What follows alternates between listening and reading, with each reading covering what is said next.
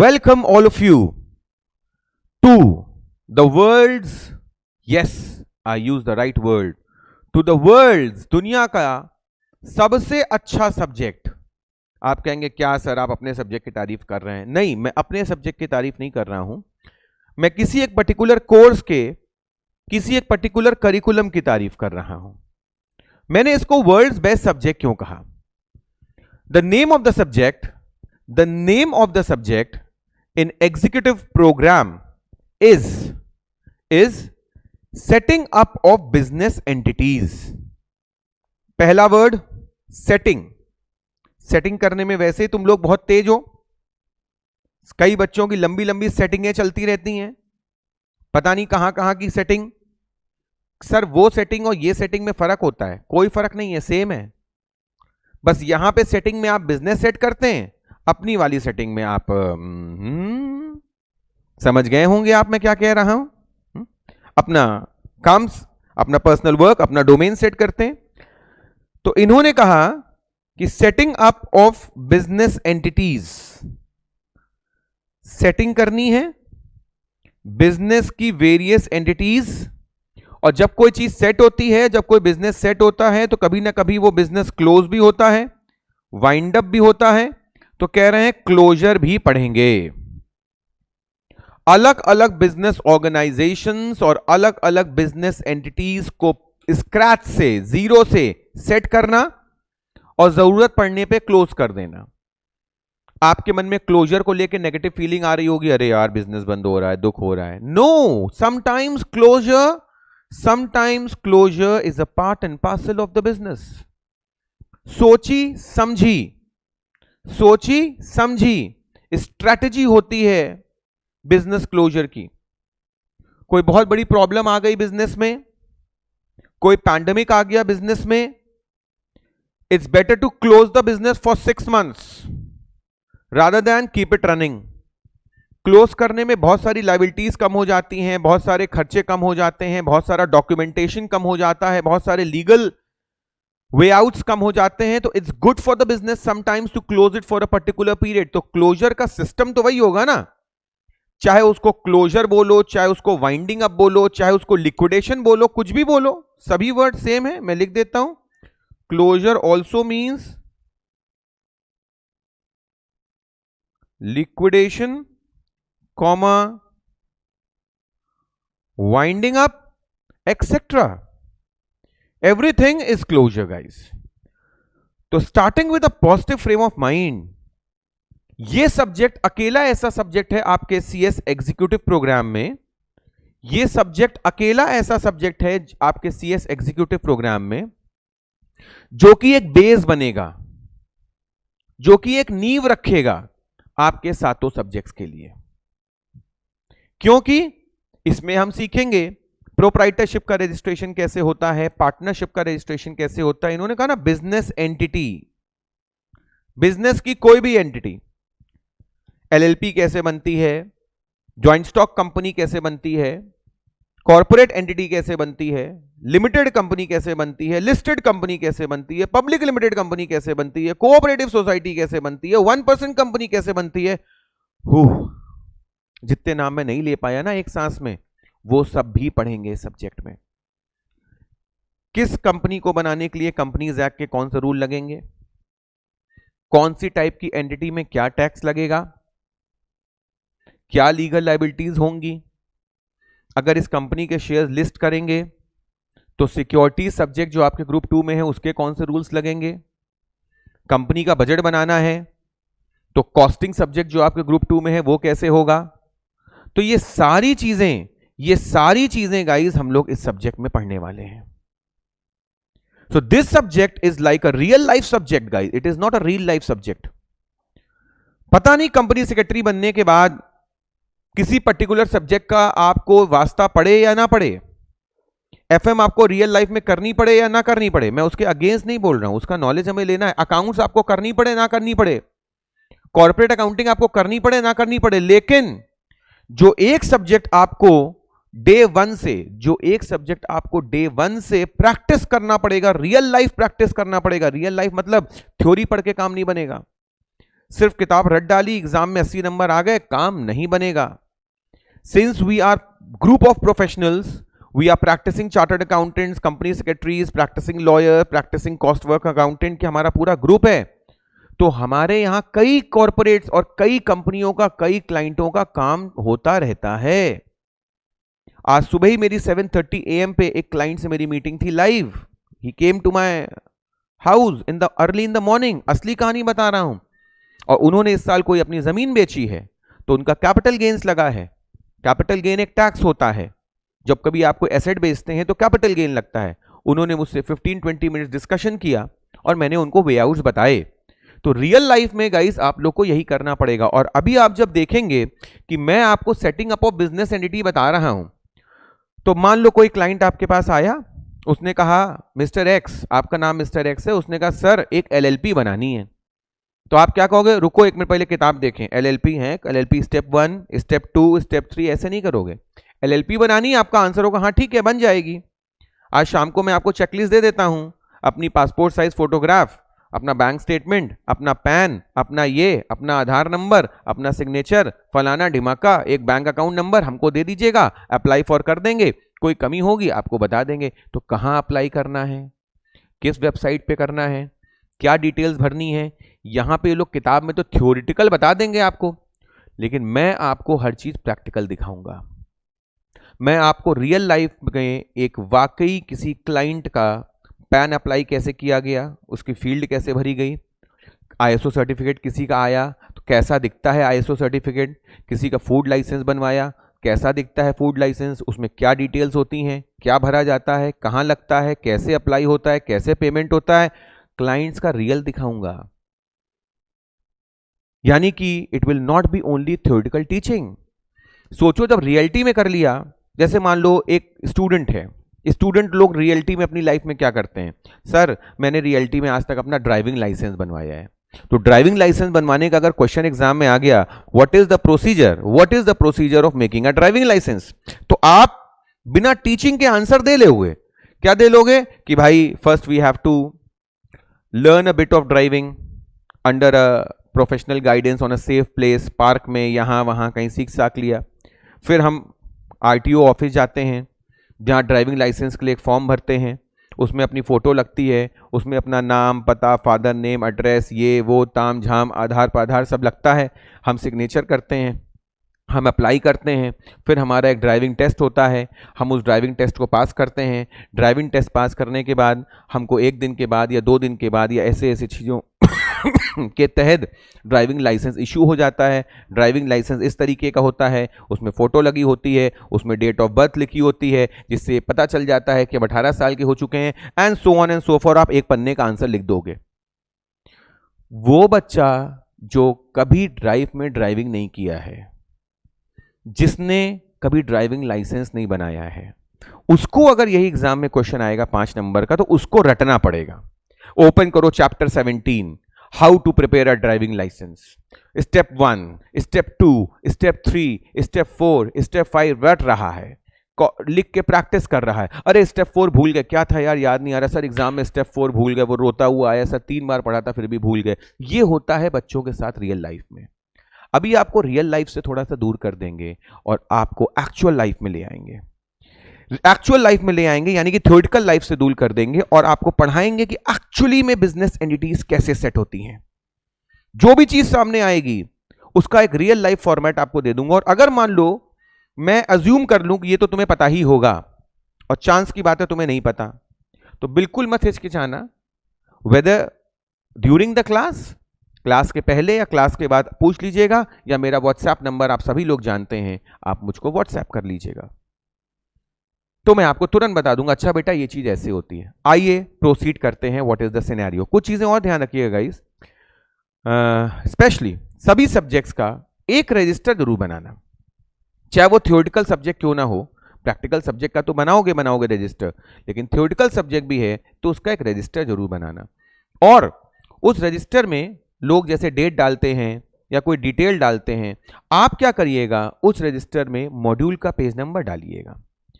Module का page number ऐसे डालिएगा कि मॉड्यूल के मान लीजिए पेज नंबर 17 में मैंने कुछ नोट्स लिखवाए आपको, तो आप उसको सिर्फ डेट वाइज मत लिखिएगा, डेट तो डालिएगा, मॉड्यूल का पेज 17 जरूर डालिएगा, क्योंकि अगर मॉड्यूल का पेज 17 अगर आप डाल देंगे, 17 page of the module, your module, और उसके बाद अगर आपने कोई नोट्स लिखे, तो रिवीजन करते वक्त आपके लिए वो रजिस्टर हेवाय नहीं होगा, आपका वो रजिस्टर डिटरमाइंड होगा। रजिस्टर में कुछ भी कहीं भी लिखा होगा मजा नहीं आएगी, लेकिन अगर रजिस्टर में लिखा होगा कि 17th पेज जब हम क्लास में पढ़ रहे थे तो हमने ये नोट किया था, तो उससे वो चीज कोरिलेट हो जाएगी। Because often you have digital notes, you have something, हमेशा हार्ड कॉपी नहीं होती है, और जब हार्ड कॉपी हो तो अपना वहीं कहीं किताबी में लिख डाला तो बहुत अच्छी बात है। मॉड्यूल इटसेल्फ में लिख लिया छोटा मोटा note, nothing like that, best है। कोई बड़ी चीज लिखवाई तो अपना साइड में डिटेल लिख ली, ठीक है। Let's start guys. There are various business structures, कई बिजनेस स्ट्रक्चर होते हैं हमारे पास, जैसा कि मैंने एक सांस में बोला था, प्रोप्राइटरशिप, पार्टनरशिप, एलएलपी एक्सेट्रा, इन्होंने लिखना शुरू कर दिया है। Which one can choose to start a business, बहुत ही ज्यादा इंपॉर्टेंट डिसीजन है, इनफैक्ट ये लाइफ का बेस्ट डिसीजन है कि हम लोग कौन से तरीके की ऑर्गेनाइजेशन ओपन करने जा रहे हैं। हमारी ज्वेलरी शॉप है तो हम कौन सी ऑर्गेनाइजेशन ओपन करें, हमारा एक होटल है तो हम कौन सा ऑर्गेनाइजेशन ओपन करें। जनरली होटल को प्रोप्राइटरशिप में नहीं खोलना चाहिए, बिकॉज होटल में बहुत काम होता है, बहुत फ्रंट्स हैं, बहुत लीगलिटीज हैं। कोशिश करिए पार्टनरशिप में खोलिए या प्राइवेट लिमिटेड में खोलिए, ताकि आपके पास एक से ज्यादा हैंड्स हो काम करने के लिए। मॉल रोड में हमें एक कपड़े की दुकान खोलनी है, जूते की दुकान खोलनी है, it would always be better, it will always be better guys कि एक प्रोप्राइटरशिप खोलिए, क्योंकि उसमें आप बहुत ज़्यादा पार्टनरशिप नहीं हो चाहिए हम लोग को, क्योंकि बहुत ज़्यादा टेक्निकलिटीज़, बहुत ज़्यादा कैपिटल, बहुत ज़्यादा MBAs वगैरह नहीं चाहिए। तो ये डिपेंड करता है कि हम लोग, ये डिपेंड करता है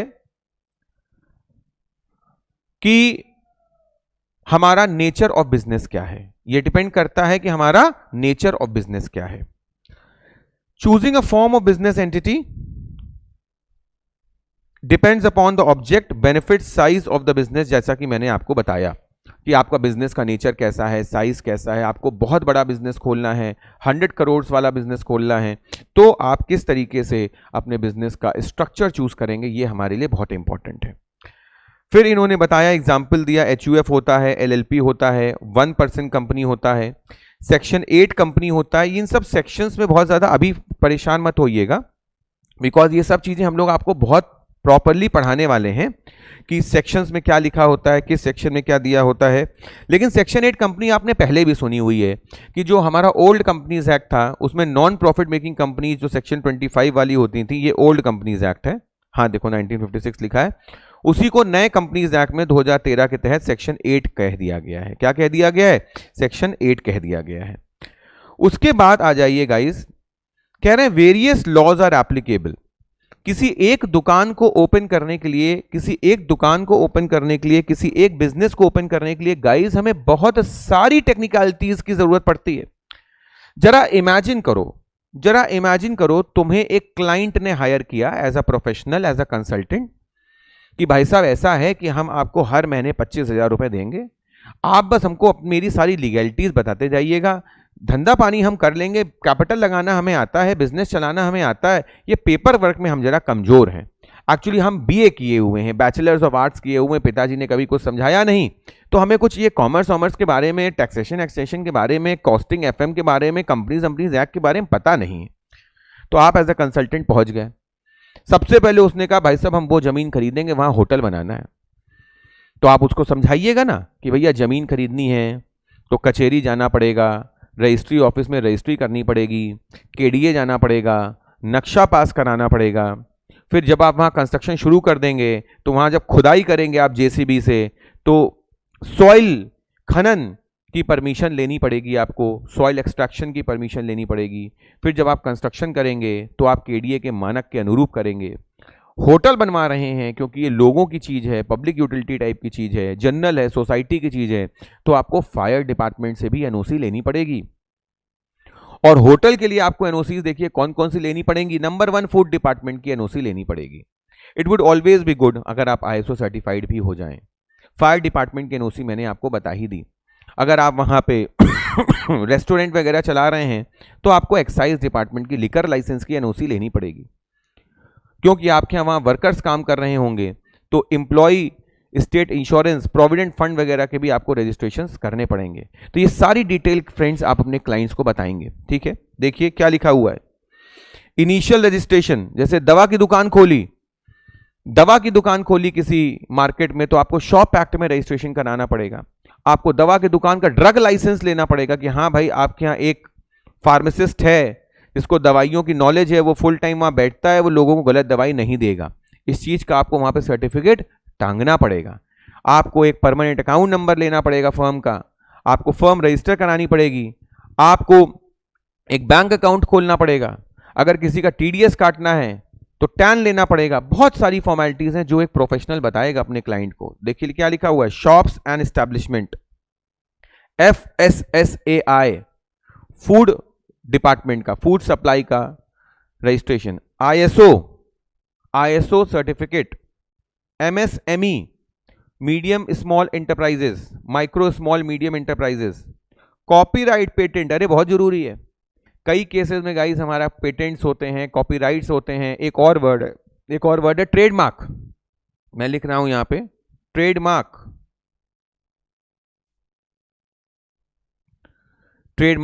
होता है। लाइसेंसेस फ्रॉम रेगुलेटरी अथॉरिटीज, बहुत इंपॉर्टेंट। रेगुलेटरी अथॉरिटीज कौन सी होती हैं गाइस? रेगुलेटरी अथॉरिटीज वो अथॉरिटीज होती हैं जो आपकी ऑर्गेनाइजेशन को नियंत्रित करती हैं, जो आपकी ऑर्गेनाइजेशंस को रेगुलेट करती हैं। जैसे सुनिएगा ध्यान से, ये नोट करने वाली चीज भी है कि अगर आप इंश्योरेंस कंपनी का बिजनेस कर रहे हैं तो आपको IRDA रेगुलेट करेगा। अगर आप शेयर मार्केट से रिलेटेड बिजनेस कर रहे हैं तो आपको सेबी रेगुलेट करेगा। अगर आप म्यूचुअल फंड्स, बैंकिंग, NBFCs का बिजनेस कर रहे हैं तो आपको RBI रेगुलेट करेगा। तो कई रेगुलेटर्स हैं, रेगुलेटर्स मतलब सरकारी बॉडीज हैं जो उस तरीके के बिजनेस को पूरा रेगुलेट करती हैं। पेट्रोलियम का अगर आप काम कर रहे हैं तो आपको मिनिस्ट्री ऑफ पेट्रोलियम रेगुलेट करेगी। तो सब रेगुलेटर्स हैं हमारे पास, regulators by Reserve Bank of India, IRDA, GST department, income tax department, IPR etcetera.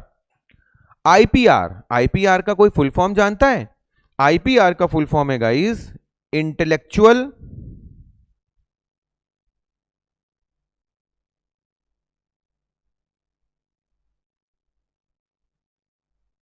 Property rights. Intellectual property rights, जैसे हम लोग क्लास कंडक्ट कर रहे हैं, इसमें हमारा खुद का इंटेलेक्ट लगा हुआ है, तो इस क्लास का IPR इंटेलेक्चुअल प्रॉपर्टी राइट मेरे पास होगा। जैसे हम लोग स्कैनर लिखते हैं तो स्कैनर का कॉपीराइट हमारे पास है कि उसको कोई और हमारी परमिशन के बिना कॉपी नहीं कर सकता, तो उसका इंटेलेक्चुअल प्रॉपर्टी राइट हमारे पास है। जैसे फ्रेंड्स इसमें अब नाम आए, पहला नाम आया ISO, सुना तो आप सबने है। ISO क्या होता है? You all have heard ISO certificate और ISO 9001, ISO 2004, ISO ये ISO वो। कितने बच्चे हैं जिन्होंने ISO सर्टिफिकेट अपनी जिंदगी में रियल लाइफ देखा है? बताइए, बोलिए यस या नो। ISO सर्टिफिकेट आपने रियल लाइफ में कभी हाथ में ऐसे देखा है? ISO सर्टिफिकेट में क्या क्या लिखा होता है? यस या नो बताइए।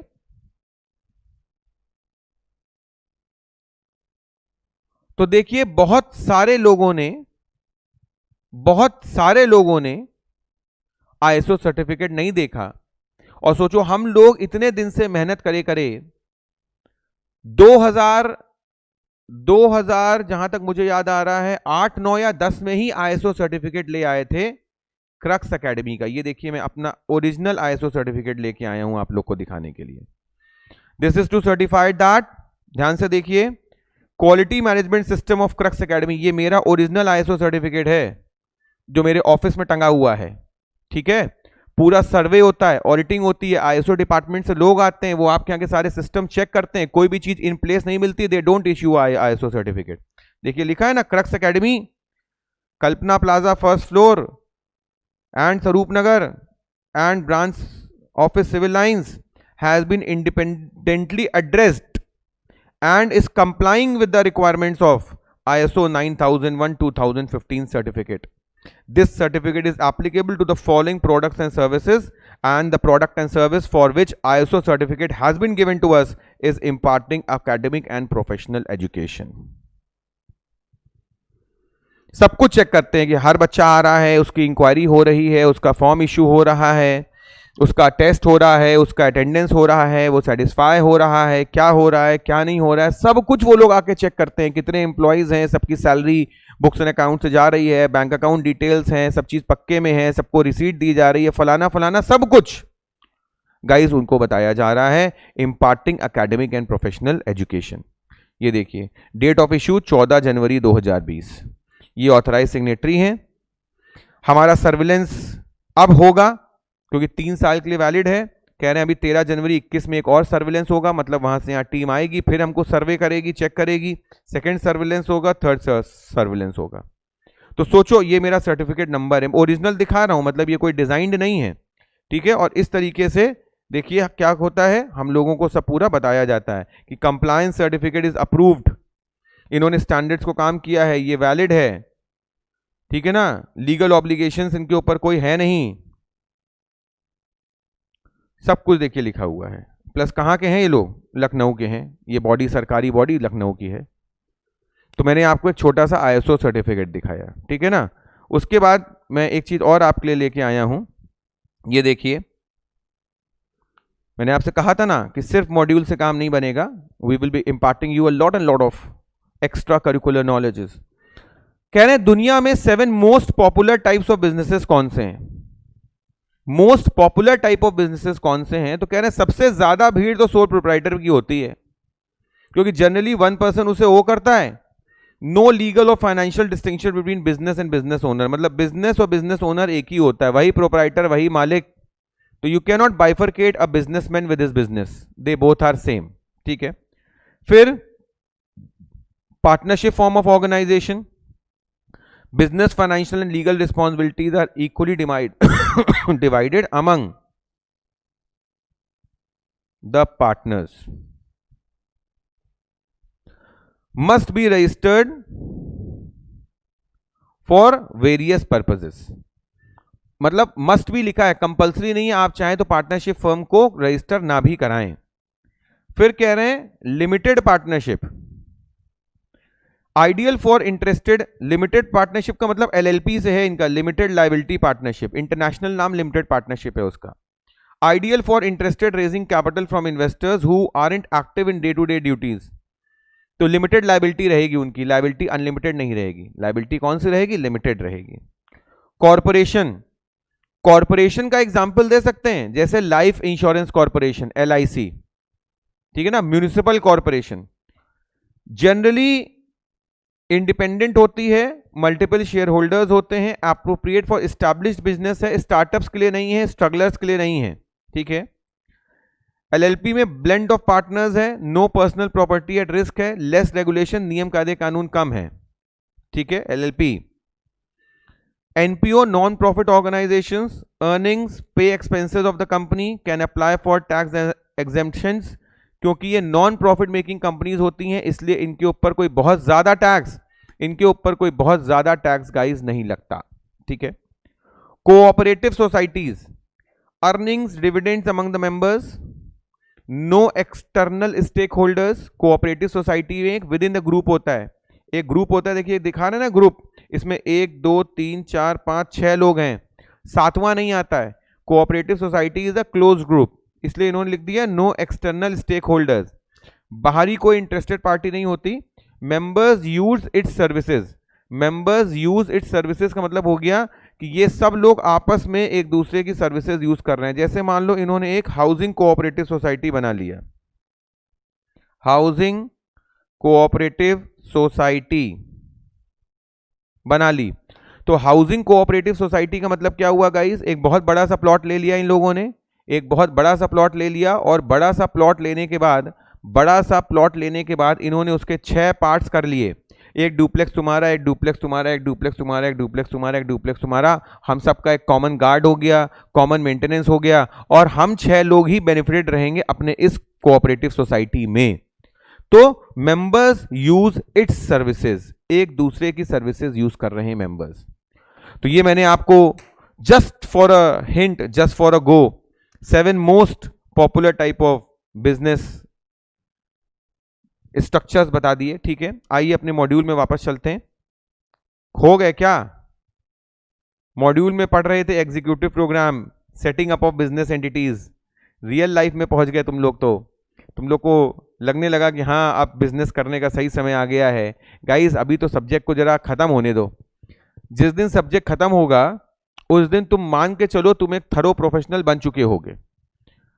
तुम मान के चलो कि तुम एक थरो प्रोफेशनल बन चुके होगे। अप्रोक्सीमेटली 20-21 चैप्टर्स हैं इस सब्जेक्ट में, और जिस दिन आप लोगों ने पूरा सब्जेक्ट थरली कंप्लीट किया, आप एक मैच्योर्ड पर्सन बन जाएंगे। आप मार्केट में कभी किसी के सामने खड़े हो सकते हैं। आज की तारीख में कोई भी आदमी तुमसे कोई लीगल बात करेगा ना, तो सच बता रहा हूं जवाब देने की पोजीशन नहीं होगी। इनफैक्ट छुप के भागोगे।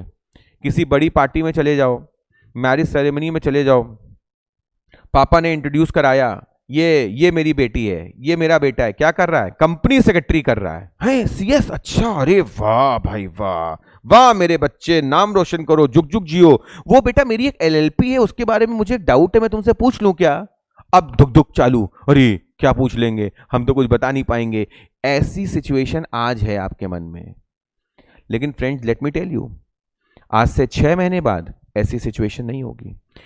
6 महीने बाद उन्होंने प्राइवेट लिमिटेड के बारे में तुमसे कुछ पूछा, एचयूएफ के बारे में तुमसे कुछ पूछा, सारे क्वेश्चंस का सारा जवाब दे पाने की तुम पोजीशन पे होगे। सब्जेक्ट पूरा करने के बाद आई गारंटी तो नहीं बोलूंगा, क्योंकि गारंटी तो मैं एक बार वर्ड यूज कर चुका हूं, मैं दूसरा वर्ड बोलूंगा, आई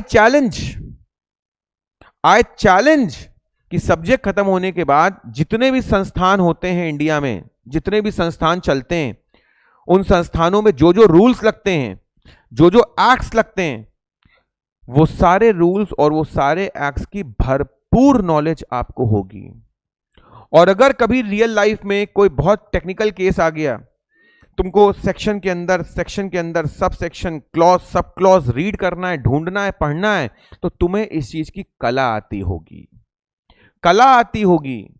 हम तुमको ऐसी स्विमिंग सिखा देंगे, हम तुमको ऐसी स्विमिंग सिखा देंगे कि अगर तुमसे कहा जाएगा कि वो वाले तालाब से वो वाला फूल लेके आना है, और उस तालाब में तुम कभी नहीं गए हो, तो कोई बात नहीं, हमें स्विमिंग आती है, अभी हम जाते हैं, तुम तालाब में जाओगे, छप छप करोगे, फूल निकालोगे, ले आओगे, काम खत्म, because you know swimming.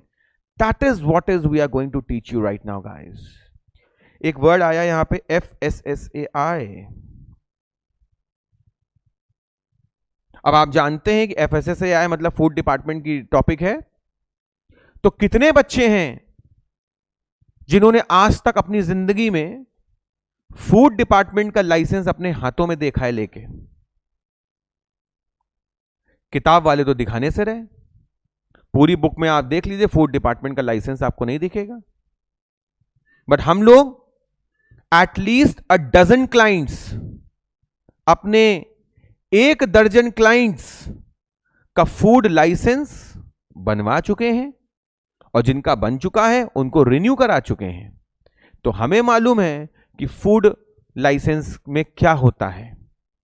Food licence तो छोड़ो, फूड डिपार्टमेंट में जब 8 महीने बाद उनके यहां सर्च होता है, सर्वे होता है, डिपार्टमेंट उनको नोटिस देता है, तो हमने वो नोटिसेस भी रिसीव करी हैं, और नोटिसेस के जवाब भी दिए हैं, और नोटिसेस का कंप्लायंस भी किया है। तो सोचो, यहां तो ये एक वर्ड आपको बता रहे हैं FSSAI, हम आपको आपके करिकुलम से रिलेटेड, कोर्स से रिलेटेड चीजें ऐसी बता देंगे कि आपको रटने की जरूरत ही नहीं पड़ेगी। एग्जाम में 100 ही नंबर का तो पेपर आना है, कोई क्वेश्चन 3 नंबर का, कोई 5 नंबर का, और कोई 8 नंबर का। ऑन एन एवरेज 15-20 क्वेश्चन पूछे जाने हैं, और 15-20 क्वेश्चन जो पूछे जाने हैं वो सारे के सारे 100% क्वेश्चन पेपर ऑफ SBEC आपको पहले से प्रैक्टिकली आता होगा। मतलब again one more challenge, SBEC का पेपर जिस दिन दे के आना एग्जाम में, SBEC का पेपर जिस दिन दे के आना एग्जाम में, उस दिन 100 में से 1 नंबर का पेपर, बहुत बड़ी बात बोल रहा हूं गाइस, नोट करने वाली बात है, आप रजिस्टर लिए नोट कर लीजिए कि अमर सर ने आज इतने बजे ये बोला था, and I vouch for it. और वैसे भी मेरा ये पूरा लेक्चर हमारे ऐप स्टोर में अपलोड हो जाएगा, तो इसका मतलब ये प्रूफ है कि हमने ऐसा बोला है। 100 में से 1 नंबर का भी क्वेश्चन एग्जाम में ऐसा नहीं आएगा जो आपका पढ़ा हुआ ना हो या जो आपको आता ना हो। ओपन फोरम पे बोल रहा हूं। और वैसे भी ये लेक्चर तो यूट्यूब पे अपलोड भी होगा ना, एक आध तो उसमें भी जाते हैं ना फ्री डोमेन में। तो एनीबडी कैन क्लेम कि सर ये देखिए ये 3 नंबर का क्वेश्चन ऐसा था जो हम लोग को चांस की बात है नहीं आता था। अगर ऐसा कुछ हो जाता है एग्जाम में कि आउट ऑफ कोर्स आ गया जो कि आपके सिलेबस में नहीं है, तो वो आपके लिए नहीं सबके लिए नया होगा। तो 3 नंबर का क्वेश्चन ऐसा आ गया जो आउट ऑफ द वर्ल्ड आ गया, तो पूरे कंट्री के लोग 97 मार्क्स का पेपर करके आएंगे, तो आप भी 97 मार्क्स का पेपर करके आएंगे। If it is in with in your course, if it is with in the domain of your CS, guys आपको वो आंसर आता होगा, बशर्ते कि आप क्लास में फुल टाइम प्रेजेंट हैं और आपने पढ़ाई करी है। आप 3 दिन गोला मारे रहे और आपने वो चैप्टर पढ़ा ही नहीं, तो आप एग्जाम में स्ट्रगल कर सकते हैं। मैंने ये नहीं कहा कि आप आंसर नहीं दे पाएंगे, क्योंकि मैं बहुत तगड़ा कॉमन सेंस भी सिखाने वाला हूं आपको कि ऐसा कोई क्वेश्चन एग्जाम में आ जाए जो तुम मेमोराइज ना कर पा रहे हो, तो उसका आंसर तुम्हें इस तरीके से देना है। तुम्हें क्वेश्चन नहीं आता है, ये एग्जामिनर थोड़ी जानता है। तुम जानते हो, मैं जानता हूं, अपनी बात इंटरनल रहेगी तभी तो सब्जेक्ट का नाम है ना सेटिंग। एग्जामिनर थोड़ी जानता है। तो तुमने कुछ भी आंसर लिख दिया, 10 में से 9 आंसर तुमने खूबसूरत लिखे हैं और 10 में से 1 आंसर उतना शार्प नहीं है, तो भी एग्जामिनर ये थोड़ी सोचेगा कि तुम्हें इसका आंसर नहीं आता। तो सोचेगा ना यार इसको तो सब आता है, इसको ये भी आता होगा, देखो लिखा तो है 8 लाइन बच्चा, और क्या जान लोगे। तो आपने आंसर में कोई श्रृंगार नहीं किया, आपने आंसर में लिखते वक्त कोई श्रृंगार नहीं किया, फिर भी आंसर सुंदर हो जाएगा। मेकअप के बाद तो आंसर अच्छा हो ही जाता है, समटाइम्स सादगी में भी सुंदरता है। वो दिमाग तेज कर लेना है हम लोगों को आगे आने वाले 6-8 महीनों में। Let's proceed further. Therefore, with the objective to provide the working knowledge, देख लो मैं ज्यादा नहीं बोल रहा था। ICSI के स्टडी मैट में लिखा हुआ है, ICSI के स्टडी मैट में लिखा हुआ है कि स्टूडेंट को वर्किंग नॉलेज आनी चाहिए, सिर्फ रट्टाफिकेशन से काम नहीं बनेगा। मॉड्यूल तो रीड तुम घर में भी कर लोगे, गर्मी की छुट्टियों में, सर्दी की छुट्टियों में, लेकिन मॉड्यूल रीड करना is not the bottom line. You should be having working knowledge guys. You should understand the various procedural requirements involved in setting up of the business entities. Entrepreneurs के लिए जिनके खून में थोड़ी गर्मी है, this subject is going to be a boon. This subject is going to be a boon, guys. फिर कह रहे हैं कि सेटिंग अप तो करेंगे। पार्ट बी में हम लोग रजिस्ट्रेशन और लाइसेंसेस के बारे में पढ़ेंगे, और पार्ट सी में हम लोग इंसॉल्वेंसी और वाइंडिंग अप के बारे में पढ़ेंगे। इसका मतलब गाइज हमारे सब्जेक्ट में 3 पार्ट्स हैं। एक पार्ट है पार्ट ए, जिसमें बिजनेस को सेट करना सीखेंगे, पार्ट बी जिसमें बिजनेस के लाइसेंसेस को सीखेंगे, और पार्ट सी जिसमें हम लोग बिजनेस को वाइंड अप करना सीखेंगे। ठीक है। फिर कह रहे हैं this study material becomes a one spot source of knowledge. क्या कहा था मैंने, ये अकेला ऐसा सब्जेक्ट है, वन स्पॉट है जहां पे पूरी नॉलेज मिल जाती है regarding efficiently setting up of the business, compliances of the business. Compliances means complying with the rules and regulations कि हमें क्या क्या फॉलो करना है, registration, licensing, insolvency and winding up. कह रहे हैं अकेला ऐसा सब्जेक्ट है जो सब पे भारी पड़ेगा। अकेला ऐसा सब्जेक्ट है जो सब पे भारी पड़ेगा। गाइज ये ऐसा सब्जेक्ट है कि मुझसे अगर कहा जाए कि आप पूरी जिंदगी कौन सा सब्जेक्ट पढ़ाना चाहेंगे, तो मैं कहूंगा SBEC, क्योंकि डायनेमिक सब्जेक्ट है। रोज नए नए तरीके के संस्थान आएंगे, रोज सरकार के नए नए रूल्स आएंगे, आज ये फॉर्म भरना है, आज वो फॉर्म भरना है। तो इस सब्जेक्ट में हम सब कुछ कर सकते हैं, प्लस हम खुद अपडेटेड रहेंगे। कि हमको क्या क्या काम करना है, क्या क्या लाइसेंसेस लेने हैं, क्या क्या सरकार की नई नियमावली आ रही है, रूल्स एंड रेगुलेशंस आ रहे हैं। After going through this study mat and practical training, ये प्रैक्टिकल ट्रेनिंग कौन सी बोल रहे हैं भैया, ये एग्जीक्यूटिव में कौन सी प्रैक्टिकल ट्रेनिंग होने जा रही है गाइज, ये वो वाली प्रैक्टिकल ट्रेनिंग बोल रहे हैं आपको, ये वो वाली प्रैक्टिकल ट्रेनिंग बोल रहे हैं जो CS एग्जीक्यूटिव में बच्चे करते हैं प्रैक्टिकल ट्रेनिंग। तो कह रहे हैं सारा सब कुछ सिखा यहां देंगे, और रियलिटी में कागज भरना सीख लेना अपने प्रैक्टिसिंग कंपनी सेक्रेटरी के ऑफिस में जहां तुम प्रैक्टिकल ट्रेनिंग लोगे। तुम्हें देखो कह रहे हैं कोई भी धंधा शुरू करने के लिए परमानेंट अकाउंट नंबर चाहिए, टैक्स डिडक्शन अकाउंट नंबर चाहिए, टैन मतलब होता है tax deduction account number, TAN। Pan होता है परमानेंट अकाउंट नंबर। एक आदमी को एक एक्सक्लूसिव पैन और टैन दिया जाता है, कोई दो लोगों के, दो पर्सन के कॉमन पैन या टैन नहीं हो सकते। एक बैंक अकाउंट चाहिए होता है, MSME registration, GST registration, IPR registration, shops and establishments act, ये सारे रजिस्ट्रेशंस की गाइस आप लोगों को जरूरत पड़ेगी आगे जाके, ऐसा ये बता रहे हैं, हम लोग समझ चुके हैं पहले ही, ठीक है ना। फिर कह रहे हैं the legislative changes up to December 2019 have been incorporated in the study mat, यानी कि दिसंबर 19 तक जितने भी नियम कायदे कानून बदले वो सब इस स्टडी मैट में ऑलरेडी इनकॉर्पोरेटेड हैं। आप लोगों का एग्जाम होने जा रहा है मई नहीं, आपका एग्जाम होने जा रहा है, एक्सपेक्टेड है जून 2021 में, ठीक है। तो इसके बाद के जो अमेंडमेंट्स आएंगे, ध्यान सुनिएगा जो मैं बोल रहा हूं, इसके बाद के जो अमेंडमेंट्स आएंगे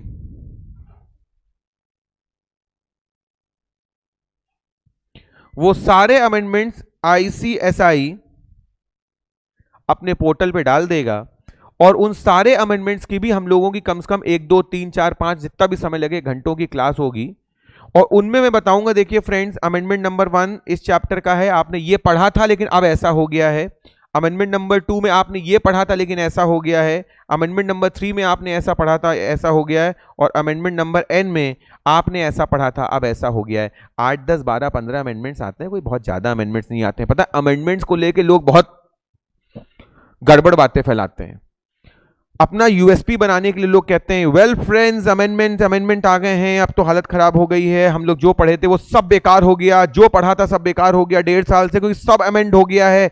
इस तरीके से बच्चों को डराया जाता है। अमेंडमेंट का मतलब क्या होता है, जरा सुन लीजिए।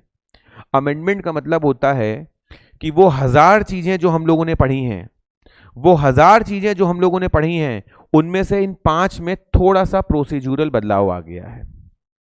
तो 995 जो पढ़ी थी वो सब वहीं की वहीं हैं, वही एग्जाम में आएंगी। ये 5 चीजें नई आ गई हैं, इन 5 को थोड़ा सा ध्यान से पढ़ लो, और भगवान ने अच्छा किया जो नई आ गई। इन 5 चीजों को ध्यान से पढ़ लोगे, इन 5 में से 2 या 3 एग्जाम में भी आ जाएंगी।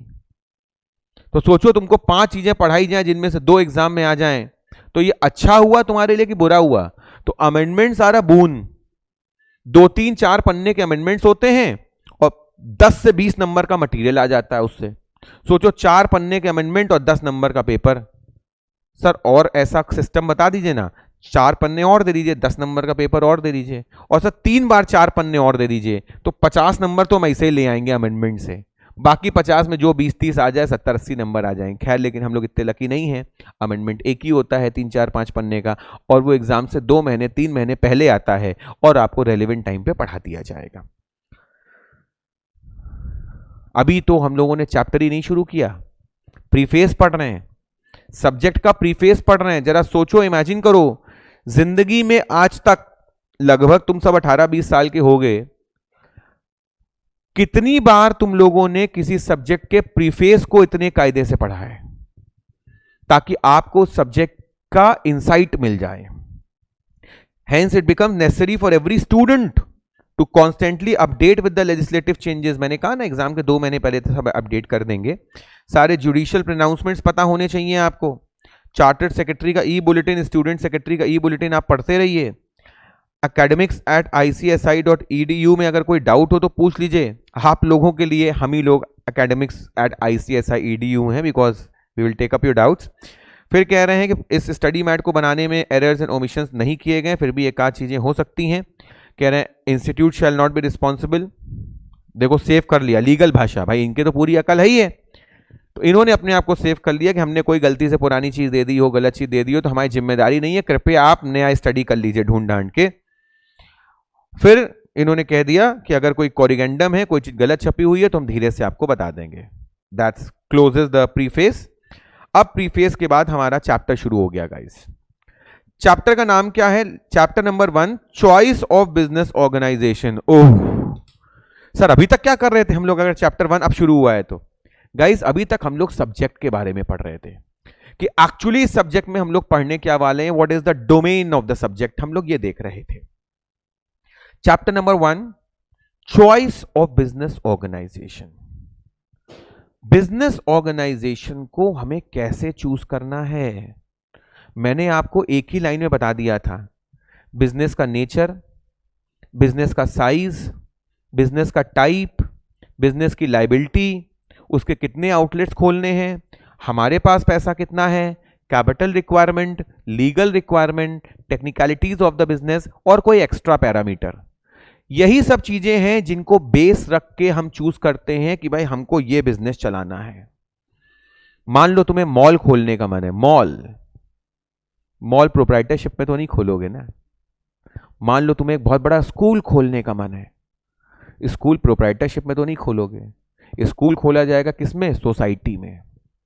एक सोसाइटी फॉर्म कर लीजिए 6-7 लोगों की, उसमें वो सब सोसाइटी हेड्स होंगे और स्कूल रन कर लिया जाएगा, चाहे वो सोसाइटी के लोग आपके परिवार के क्यों ना हो, क्योंकि सोसाइटी को बहुत ज्यादा टैक्स बेनिफिट होता है।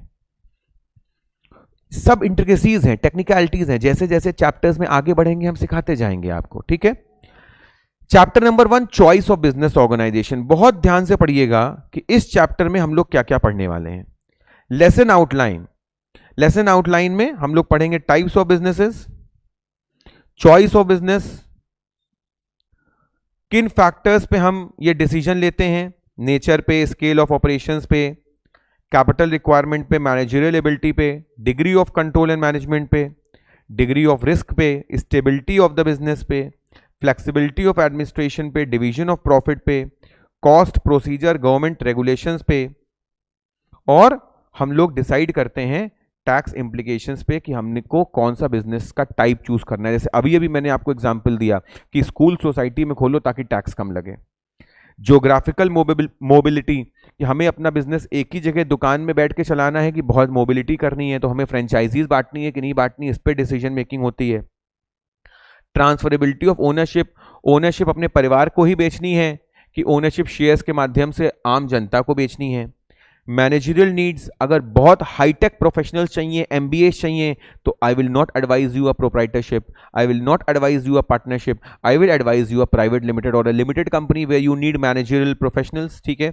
बिजनेस सीक्रेसी कितनी रखनी है, अरे बिल्कुल सीक्रेट रखना है, किसी को भनक ना लगे, भैया प्रोप्राइटरशिप खोल लो, क्योंकि पब्लिक लिमिटेड कंपनी में, लिस्टेड कंपनी में तो सबको सब कुछ बताना होता है, there is nothing as secret. Independence, हमें अपने बिजनेस को इंडिपेंडेंट रखना है कि नहीं रखना है, कि हमारे ऊपर कोई हावी ना हो, हमारे ऊपर कोई प्रेशर ना डाले। I want to work independently like a king, तो कौन सा बिजनेस आपको चूज करना चाहिए। Lesson round up and self test questions तो सीएस का नेचर होता है, आप सब जानते ही हैं। फिर इन्होंने लर्निंग ऑब्जेक्टिव्स दे दिए कि इस चैप्टर को पढ़ के तुम क्या सीखोगे। कह रहे हैं कौन सा ऑर्गेनाइजेशन है उसकी चॉइस सीख जाओगे, क्या कैपिटल रिक्वायरमेंट्स चाहिए, क्या इंडिपेंडेंस चाहिए ये पता चल जाएगा, टैक्सेस क्या लगने ये पता चल जाएंगे। कंपनी सेक्रेटरी ही प्ले करता है एडवाइजरी रोल, देखा, and help the clients in deciding about the type of organisation one may opt when considering to start a business. यहां देख के तो हमको ये समझ में आ गया कि कंपनी सेक्रेटरी ही भगवान है और है, ठीक है। In this lesson, we shall examine the factors which take into account in choosing a form of business organization. Brief outline of the various forms of the organization are also covered. तो guys आज का session हम लोग यहीं तक रखेंगे, बहुत ही important session था हमारे लिए आज। आज के सेशन से कोई होमवर्क तो आपको नहीं मिला है सच, लेकिन दिमाग बहुत क्लियर हो गया कि हम लोग एक्चुअली करने क्या जा रहे हैं। And guys let me tell you, इंतजार रहेगा आपको एसबीईसी के हर नेक्स्ट क्लास का कि अब क्या बताने वाले हैं सर, अब क्या पूछने वाले हैं। और देखना 10-20 टर्न्स के बाद ऐसी हालत कर दूंगा आपकी, मैं क्या कर दूंगा, सब्जेक्ट कर देगा। 10-20 टर्न्स के बाद आपकी ऐसी हालत हो जाएगी कि अगले टर्न पे क्या पढ़ने वाले हैं हम लोग, आप देखिएगा 2-4 पन्ने आप घर से पढ़ के आने लग जाएंगे, क्योंकि बहुत इंटरेस्टिंग लगेगा, इसलिए आप घर से पढ़ के आने लग जाएंगे। Is that fine everyone? That's all for the day, for today's session. See you tomorrow same time. Next turn पे आप लोगों का फिर से 2 सब्जेक्ट्स होंगे, मैं अपना सब्जेक्ट कंटिन्यू करूंगा नेक्स्ट टर्न पे, टैक्सेशन हम लोग आगे शुरू करेंगे, ठीक है, कमिंग वीक में। एंड रसिका मैम का जो आपका सेकंड सब्जेक्ट है वो GIGL शुरू होगा कल, ठीक है। Thank you very much.